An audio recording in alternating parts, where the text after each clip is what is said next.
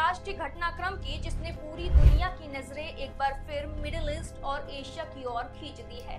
दरअसल अमेरिका और ईरान के बीच बढ़ते तनाव के बीच पाकिस्तान की राजधानी इस्लामाबाद में शांति वार्ता का दूसरा दौर प्रस्तावित है, लेकिन हालात इतने बिगड़ चुके हैं कि यह वार्ता होगी या नहीं, इस पर ही सवाल खड़े हो गए हैं। जानकारी के मुताबिक अमेरिका ने अपने प्रतिनिधिमंडल को भेजने की पुष्टि कर दी है, लेकिन ईरान की ओर से इसमें शामिल होने को लेकर अनिश्चितता बनी हुई है।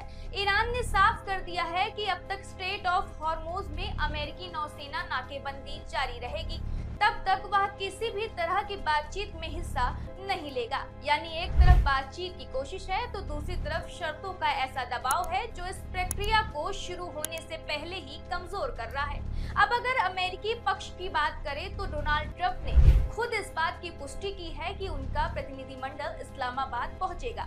इस टीम का नेतृत्व विशेष दूत स्टीव विटकॉफ करेंगे। उनके साथ जेरेड कुशनर भी मौजूद रहेंगे। लेकिन इस बीच ट्रंप का एक और बयान सामने आया जिसने तनाव को और बढ़ा दिया है।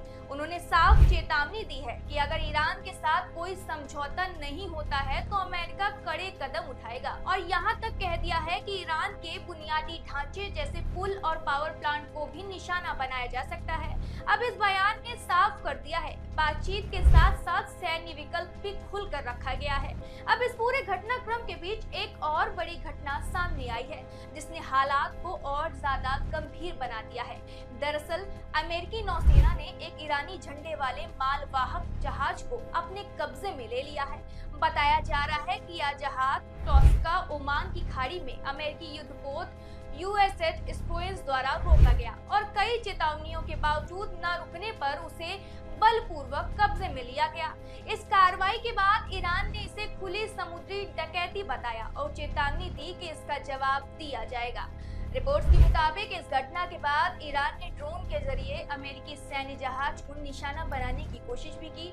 यानी अब टकराव सिर्फ बयानबाजी तक सीमित नहीं रहा बल्कि जमीन और समुद्र दोनों मोर्चों पर दिखाई देने लगा है।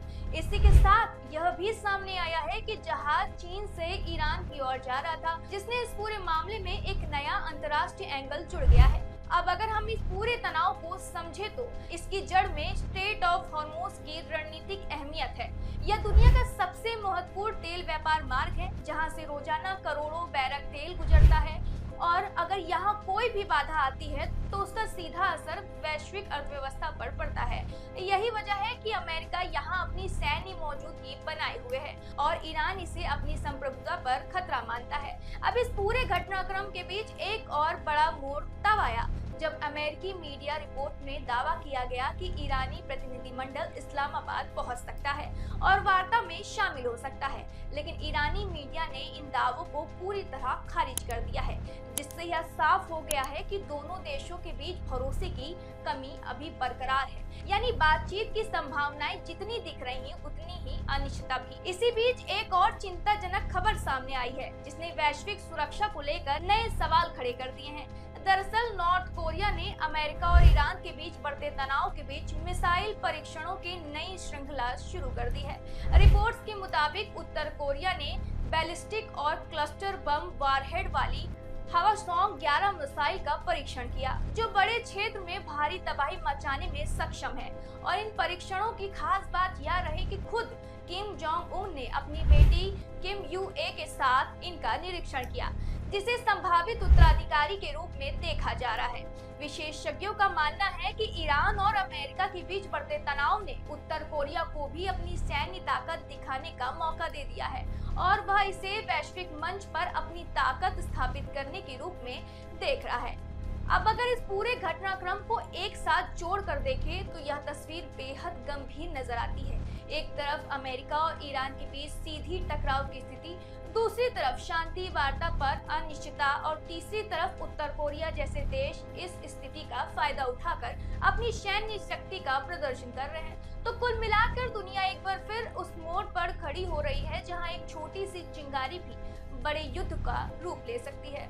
अब सबसे बड़ा सवाल यही यही है, क्या इस्लामाबाद में प्रस्तावित वार्ता वास्तव में होगी, और अगर होती है तो क्या वह इसे बढ़ते तनाव को कम कर पाएगी या फिर हालात और ज्यादा बिगड़ेंगे। फिलहाल इतना जरूर कहा जा सकता है कि आने वाले कुछ दिन पूरी दुनिया के लिए बेहद अहम साबित होने वाले हैं, क्योंकि यहाँ लिया गया हर फैसला वैश्विक राजनीति और अर्थव्यवस्था दोनों की दिशा तय कर सकता है।